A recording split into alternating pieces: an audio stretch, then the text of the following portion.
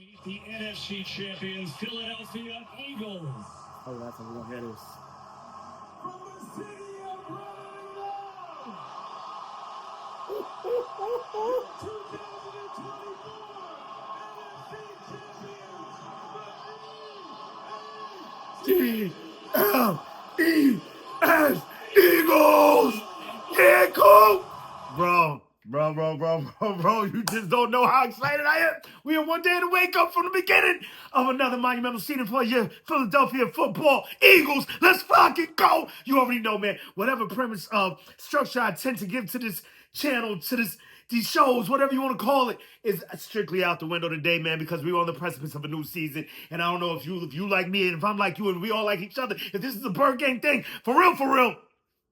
You know how this thing goes, man. I am hyped. We're going to get into the things that have been going on in the last few days and the things that are coming in the next few days, man. And I'm like, oh, man, I'm going to be all over the place. I needed this therapy like you don't know. It's like you don't know to have. But right now, we're going to get into it. I just keep looking at this bird gang, man. I'm like, what are we going to do this season for the post games? It's usually Yak with the Maniac, right? We're going to get into it's a bird gang thing, man. It's a bird game, post game thing. That's what we're doing this season. We're going to see that thing slowly dissipate into nothingness. But you know, it's going to be greatness nonetheless for this season. Can you smell what the flock is cooking? Woo! Flock up or flock off. Not you stick around because it's about to go down. You down flock, the most energetic entity in the Eagleverse here on the Maniac. No, it's a Tuesday. I'm losing my mind. A Tuesday. No, ain't no losses over here. What are you talking about? Let's flock and go. And today what we're going to get into is a little bit of Saquon, a little bit of Micah, a little bit of the season to come, and a bunch of other things flying around the Eagleverse, man. But right now, before we do anything else, let's please get the nest keeping out of the way. Please like and subscribe. If you about that Fly Eagles Fly, drop a comment in that box if you're flying with the flock. Even if you're not, do remember, join that Maniac thing. Know the game. You hit that bell. You get a bang whenever I'm on this YouTube thing. And while that's the Maniac thing, let's keep the main thing the main thing. Hope this video finds you good vibes. Fly Eagles Fly skies. If you're not there, hope this helps you get there because we're about to go there. Oh, yeah. And one day in the wake up. Yeah.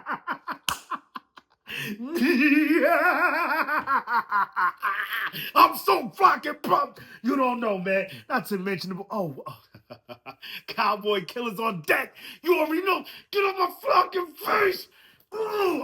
Man, we're gonna get into that. But as you know, from these bow boys, these Cowboys, whatever you want to call them, they just got rid of Micah Parsons. There's so many things, so many thoughts that traverse through a maniac's mind when it comes to a guy like that who can cause so much chaos, cacophony, and confusion for our backfield, for our front field, all over the damn field. He's a madman. However, over the past few years, I'm like, you know, we run his way, we block his way, and we hear our boys Lane Johnson and Mailata talk about how relieved they are that they don't have to go against this guy anymore. And I get it. But us as the fans, we don't have to deal with all of that. We just know what we see. And what we see is us either running straight towards him to nullify his pass rush or running away from him to nullify any pressure that he could put anywhere else. Like, so it's just, this is a double-edged sword. Like, and I'm not, please, you know, I hate the Cowboys. Hate is a strong word. I don't even think I give a flock about them enough to hate them. You know what I'm saying? The Giants, it might be another story. However, I'm looking at it, you know, trying to look at it with a clear lens. You know, like I said, when I first started this channel thing, I wanted to hop on here and give, you know, everyone's out here with hot takes and all that. And then I proceeded to do the exact opposite of that. And I came in here going crazy, hot off the presses, going wild. Now, not so much hot takes, but I'm just a madman, right? However, I wanted to give the other side of the things unbiased view, although I do look at the world through equal colored glasses. But in this instance, I harken back to those notions, to that philosophy, to that mind state of the fact that if all these years, while they've had Micah Parsons, I'm looking at us run straight through this guy. If any times that they do beat us, it's because more often than not, their offensive side of the ball, and we'll get into that a little bit later. However, in this instance, Micah Parsons, strictly against us, their most vaunted rival, their strongest rival as it stands right now in the NFC East, they got he offers nothing to that game plan. At least in my estimation, maybe I'm looking at it different, but this is what I've always saw. Because more than often, possibly more often than not, I'm trying to paint the palette the color of my own opinion and try and look at a way for us to win. And running at him seems to be the way to go. So them getting rid of him and picking up a dude in Clark, who is a run stuffer, I'm like, this could do nothing but help that team. Like him, at least against us. He's a game wrecker against other teams that don't have as formidable an offensive line as our team has. But then this morning, gotta love NFL Network. Kyle Brandt, KB, pulls up the graphic. It wasn't even KB. Damn it, I always do this when I watch all those shows at the same time. Get Up. God, man. Good Morning Football. Whatever the case may be. Somebody puts up the graphic of not Micah Parsons, Clark against us in the playoffs. Triznash. Trash. Like, he had the second lowest grade on the damn team. Yeah, I had that on pause for so damn long. We didn't even get to. But yeah, so I mean, yeah, this is probably going to be the last time that I watch this Super Bowl this year, unless it's a bye week or by some miracle we lose on Thursday night. I need something to watch, but yeah, man, just gotta watch this Super Bowl one last time. Check it out, let it run through, let it course through my veins, entertain that thing, because now we're on the precipice of new things. New things are going over here, Bedrin. Oh, you hear that crowd, man? So pumped, so pumped. Gotta love them. The birds, go birds. Fly Eagles flies. Yo, my gosh. But yeah, I was definitely like, when I first saw the trade go down, straight hop to the message boards. Like, dude, I need to hear Fly Jerry Fly or Jerry. Some form of it. I forgot what I put down. Fly Jerry Fly. Thank you, Jerry. On Thursday night at the link, like, I need to hear some craziness angled in that dude's direction. But then once again, I think to myself, why even give him the time of day? Let's just go out there and put BTA all day, 24/7, 365. You know how we do. Let's flock and go. However, just the Kenny Clark thing. Initially, like, I'm going through a roller coaster with this, and you know how this thing goes. We don't know until the game starts actually what's going to go on. Until then, we're sitting here talking, yapping our gums, trying to rationalize what's about to happen for us, to us, around us, whatever the case may be. But this is what the therapy's for. We got to get it off our chest, get it off our nest, so that we can traverse through our days in an eagly way. You know what I mean? Speaking of eagly, man, who doesn't love the Peacemaker, man? I don't know. I'm still on episode 1. However, I told you, I'm gonna be crazy, unruly, unconscionable, unedible, undigestible today, because the excitement is on 100,000 million right now, man. We got one day to wake up till a damn football game, y'all. Wednesday, and then Thursday's here, football. Oh my gosh! Shout out to all of you making it out there, man. I wish I could. It seems like it's gonna be crazy. I'm so upset with myself, but you know what? I mean, it's a beautiful thing. I'm there in spirit. I'm there mentally, if not physically. Like, I'm there. I'm there. Oh man, so much stuff. I got messages. How do I still have messages coming in from me? But yeah, so yeah, the Micah Parsons thing, big deal, craziness. It's wild. I spoke with friends, people, family members, all that, to no end over the last few days, and then the news just kept coming and coming and coming. Pause. The PBCFC is back in the building. The president of the Brain Covey Fan Club is here. That's really the big news over the last few days. Out of everything we've heard, man, we have our punt returner back, man. And I know people look at him, they call him Covey the crash test dummy and all this craziness because he got hit one time, but he got up after a few weeks. And I get it when people look at it like that, but man, he was one of the best, if not the best punt returner in the league last season when he was on the field. We just have to find a way to keep him on the field. I understand the Rams' reasons for letting him go. I heard what McVay said, the other guy, albeit may not be a better returner than him, I'm paraphrasing, but he offers different things in different areas of the field. He's a great striker, not a striker, what do you call him? The winger, the guy that comes down the side. Gunner. He's a great gunner. He's he can also punt return. He offers other things to the field other than just returning punts. However, I believe that's all Brent Covey can do for us, unless of course we get him into some packages, because we only kept 5 receivers. That makes him to 6. Let's get him out there. But yeah, I think they're gonna play this practice squad game all season with him, leave him, drop him to the practice squad, pull him back up probably about 4 times until they have to add him to the full roster for the rest of the season, whatever the case may be, and we see what happens after that. But I'm just so happy that Brent Covey is back in the building. That's awesome news over the last few days. We've also got the battle for CB2. Who's won at CB2? We got Adoree Jackson out here. Everyone seems to believe that it's Adoree Jackson. I'm watching John Gruden last night. He's talking about the matchup. He's got Kelly Ringo in there. Kelly Ringo. This guy cracks me up. He calls him Kelly Ringo and Kevin Patuto. John Gruden.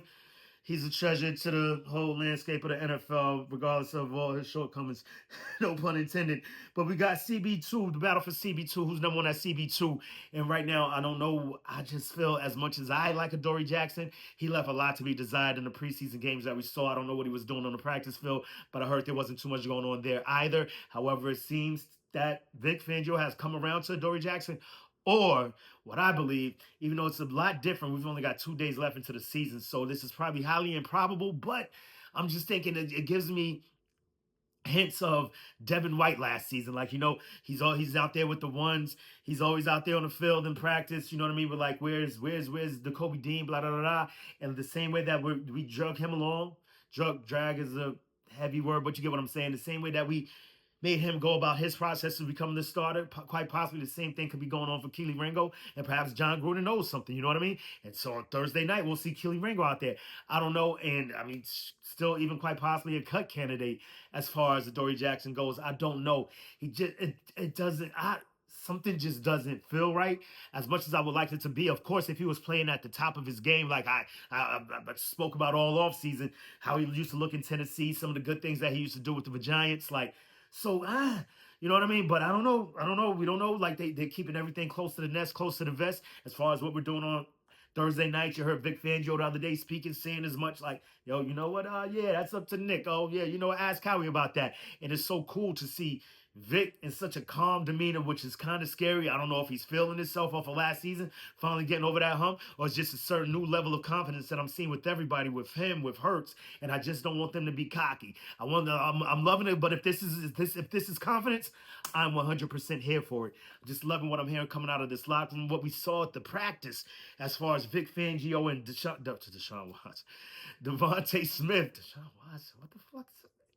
Devontae Smith, they're back and forth. Their banter that they had going on, it seems to be very healthy. They could poke at each other and all that. He said, come on, man, get rid of that cover two, man. Let me get over time. Let us get some work in the day. You feel me? And then you got Jalen Hurts like, that don't work on us. Oh, my gosh. I'm sitting here getting goosebumps just thinking about the next few days while I was watching that video. The camaraderie and the connection that we have in this locker room between this team, offense, defense, special teams, whatever the case may be, has got me on 100,000 million. I don't know if you tell. I'm losing my flocking mind. I gotta slow down. They tell me that all the time.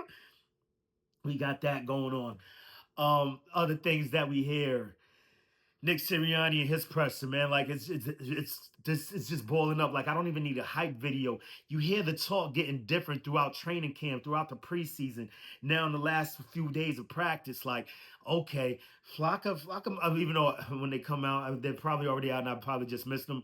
The hype videos are awesome, but when I hear my team, it's just a different level of talk, man. It's a certain level of seriousness that you see the guys bringing to these pressers, because that's all we see. And of course, I imagine that it's just a reflection of what's going on the practice field. But hearing these things like this, oh man, I sent it to myself, then I lost it. Oh yeah, there you go. Oh man, Nick Sirianni says, if you think you're the reason we won, you're absolutely right. But if you think you're the only reason we won, you're absolutely wrong. Harkens back to, it takes the greatness of others. You can't be great without the greatness of others. It was, of course, Saquon Barkley echoing that sentiment, just as the statement that I just stated. I lost my fucking mind. So I mean, he's just his message permeating throughout the locker room, and hearing the players echo his messages. I mean, there's nothing more fulfilling as a fan to see than to have, teams go with players going at the owners and owners going at the players. If you don't want to come over here to flock and roll, man, you ain't got to worry about your owners and your videos, man. What is we talking about? Dancing in the video, singing, podcasts and all of that, man. I just love it, man. They don't have that type of thing going on over there, which just lends me to believe sometimes that this is all by design. Like, I don't know, man. But flock them, I don't care. It's about taking them out. Like I said, once again, this is Flock the Cowboys week. Cowboy killers on this side. You know how we ride 24/7, 365. We fly. You already know. Let's flock and go. Shit. And then we love that. And it's just so much to get into. Then, oh man, I heard shout out to Simone with the sport. She is out here killing it. I mean, her work ethic, the way she gets to it, the way she keeps at it, dog. Whenever I want to hear something, she's first of all, well, there's a whole bunch of people popping up, but just her ascension. I've seen her, start from I don't know about the bottom, but what she got going over there is super dope. So she was one of the first videos I saw this morning. She was speaking to Jalen Hurts with the new saying yet another thing of the another example of the players echoing the coach. COC, contributions over credit. Where did they get this stuff, man? It's just nonstop, and he just stays with it. And this is his superpower. Some coaches got the X's and O's. Some coaches like the Campbells, they got the rah-rah sis boom bah and all that. And some coaches just have the defense or whatever. Some coaches are just a steady, common presence. Our guy, I feel, at least in my opinion, is the embodiment of all of that. However, I do feel that his superpower is adopting the message, galvanizing the team around that message, and then executing it, then shitting it out there to the world. Excuse my language, man. I can't even temper this right now, man. I'm just mad to say it on. Woo! Can't. Oh man, yeah, that's our coach's superpower, man. I just love it. Then Jalen Hurts echo that to the media, man. Just super dope. I mean, and there was no bigger example of that. And you hear Saquon Barkley as one of the biggest. That's what, of course, why they made him a captain. He said he didn't need the captain. He didn't need to see on his chest. He said he felt like he was a captain last year. And anyone that argues the opposite of that is out of their flocking mind. You heard me? So just hearing him, watching him, and then watching what he did in the Super Bowl, just the ultimate sacrifice. I mean, he basically had no choice because the Chiefs was Barkley or die. Like, you know what I mean? Like, Barkley will not kill us. It's Hurts or die, whatever you want to call it. And here goes Hurts taking off too. Like, oh, you want to zone 8, zone in on him, on in on him? I got y'all, man. Get on my back. Get on the Earth train poles. And I mean, it's just awesome. And like I said, there was no bigger example of that than him coming into the Super Bowl, going crazy, running all over the league, and only amassing, about 54 yards in this game? No tutties. You feel me? And possibly the happiest man on the field, celebrated harder than anyone that I saw in that locker room. It's just so beautiful, the sacrifice that this team is willing to give for one another, and knowing that issuing these statements, issuing these messages throughout the team is what's going to help them see past some of the selfishness that may permeate through a player throughout the course of a season, seeing your team doing great, but you not really doing much to contribute to it. But the little bit that you do contribute definitely does matter. And when there goes A.J. Brown, with the likes of the A.J. Browns, not so much Smitty, but just anyone for that matter. You can see it in people these are human beings over here, man. And that's why it's so much different over here than it is over there in Dallas, where this dude is calling people assets. Like they have no souls, they're nothing, they're inanimate objects for me to use at my own behest. Like, it's nuts. I just love Cherry, man. Have y'all watched that documentary yet? I couldn't bring myself to do it, but I'm hearing so many things about it, man. I'm gonna have to poke my eagle eye in there, check it out. Yeah. We're gonna check that thing out. But I just love it. The message from our coach down to the team, down throughout the fan base. We love it. Keep going, Nick. Keep that. Let's keep flocking going. And then, of course, before we get out of here, man, because my mind is spinning, I can't seem to focus on one topic at a time. I told you there's going to be no semblance of probably no substance, but structure in this video. Like, I'm a day in a wake up, bro. Football. We got to calm down. See, that's what I need this for, because I'm hyped.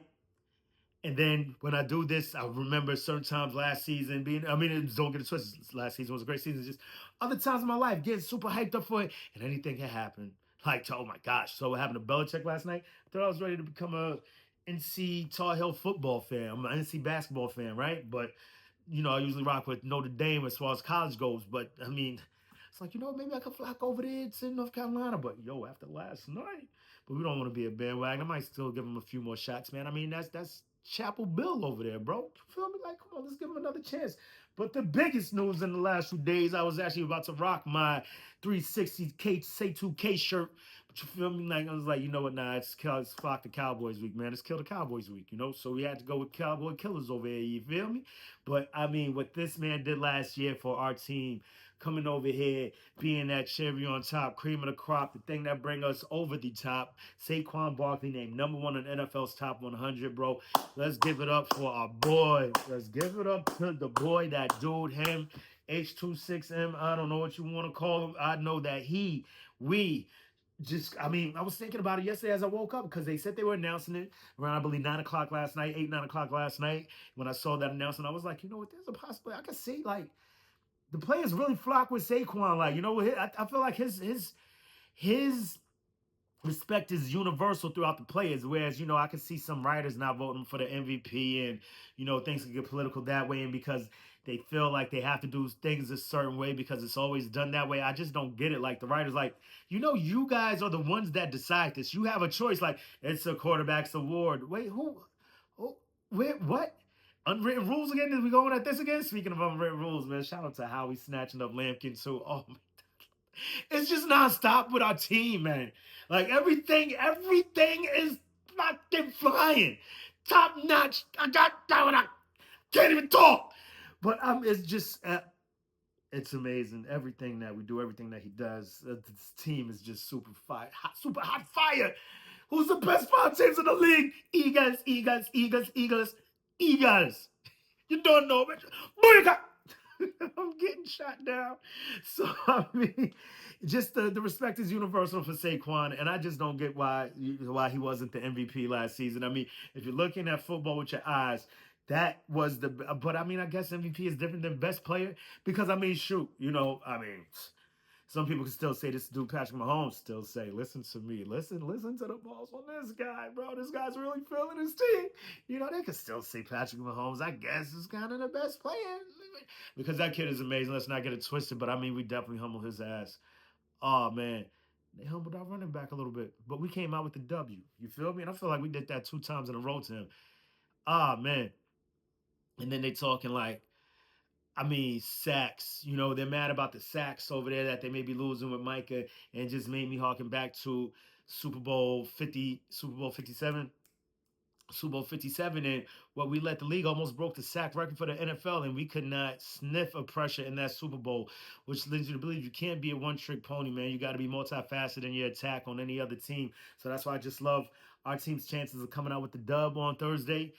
Like, you know, and this, you know, I'm thinking about what they got over there as far as their offense. And I'm like, but look at what we got over here. And look at what that could have been an interception too. And look at the defense that we have over there to bring to them. You know, we do have, I believe, you know, if you're gonna say this holes, I don't really think it's a hole as far as safety goes. I think all them dudes over there in that backfield are studs, and there's still a chance that Makuba could play. I have come around to thinking Makuba could be the one, especially after hearing what Vic Fangio said about him the other day, saying, you know, Simone with the sports definitely spoke to a certain extent. And so it's because I was about to come over here and, you know, just quote her 100%. Like, yo, dude, talking about Cooper DeJean is further behind than Cooper was last season. Didn't really say so much. She said Cooper had more challenges, which, I mean, I guess is kind of the same way of saying that. But he was facing more challenges last season than Makuba did, which I don't. I mean, I guess he would know better than us because I thought as we're talking, if challenges equal the amount of times, you know, they were injured in the offseason, you know, Makuba's got 2, but maybe DeJean's injury was a bit more serious than Makuba's injury. I guess maybe that's the case. Whatever the case may be, just hearing how he feels about Makuba, and I'm also leaning towards Jacorian Bennett. He sounded like he's really on Jacorian Bennett's side too. Like, let's do it. Let's do it. I can't wait. But so Adoree Jackson starting, you know, is a possibility. And, you know, just thinking of Adoree Jackson, look at Cooper DeJean is so smooth, man. Even on the punt return. Sheesh. I didn't really notice that too much last season, but that was a very unheralded return right there. It got maybe about 7-10 yards on it, but very smooth. So I see, yeah, but nah, we can't risk it. We can't risk it. Told y'all I was gonna be all over the place today, man. But yeah. So I do get the Clark thing, but I still can't. But I want to give it its proper respect. I don't want to go in there too cocky, too crazy. Like, you know, I mean, it's always flock the Cowboys, but I want to look at this game with a certain level of respect because why? You're bugging. Like, yeah, talk to myself too. It's flocking maniac. Saquon Barkley, NFL's number one, though. Give it up for our boy, man. Super dope, super proud, man. Just saying that all the things that everyone said about him, you know. And then what really gave me the feeling that it could be him was just thinking and they showed it in the little video that they had for the number one player and all that. A.J. Brown on the sideline. I believe it was the Rams game. And, Saquon comes to the sideline, talk to him about some games. He's like, yo, bro, like, I know you a great running back, but, bro, you best running back. But I think you might legit be the best football player. And, boom, it's stuck in my head since then. And then yesterday morning, I had a rehash of that memory. Like, yeah, you know what? He could probably be because, it's number one last season. And, I can see quite a few guys, definitely on our team, saying, even guys from other sidelines and games that we played, you would hear them say, like, yo, this dude is nuts. What? This dude is the best football player in the world. Just leaving teams a myth, leaving teammates a myth, leaving players, fans alike, all a myth that the thing that he does, this dude is a walking myth, a legend in and of itself. I mean, and you just hear, the Giant fans, like, you're welcome. Like, what am I thanking you for? For robbing you? I ain't never thanked somebody for being stupid or robbing them ever in my life, and I ain't gonna start now. Just because you dumb don't mean I give you a thumb up. Fuck out of here, stupid. And shout out to Maniac cousin, nah. She coming over here on Thursday to check out the game. I said, you know what? I sent her the picture when he made one last night. She's like, chill, I'm still healing. Healing. Hashtag healing. This is the theme of the weekend. But you've got, her talking about, she's still trying to recover from that over last year. I said, don't worry, you could come visit him on Thursday with the Rick James emoji. Let's fucking go, y'all. Y'all already know how I look to do around this time, at this time, man. To the next time, make sure the best time. In the meantime, between time, keep it a green time. And say it with me, y'all, before we get the flock about it. E-A-G-L-E-S. Eagles! Yeah, bro, that one felt good. I think we ready to play. Let's fucking go. See y'all Thursday. Oh, yeah, bird game, post game thing, man. You already